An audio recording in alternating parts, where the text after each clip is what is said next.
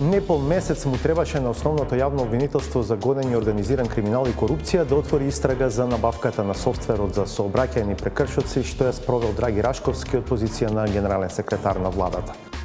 Го гледавме премиерот во неколку наврати излегува отворено во одбрана на Рашковски. Може би била спроведена во цело законски, но како дошло до тоа наоколу е друго прашање.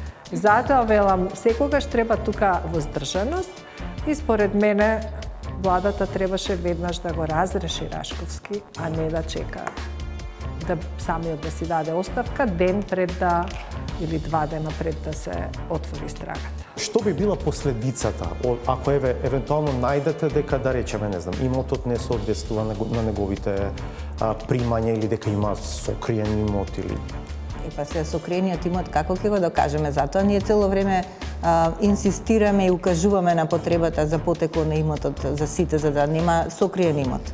А тоа, мислам, е број 1 за намалување на корупцијата.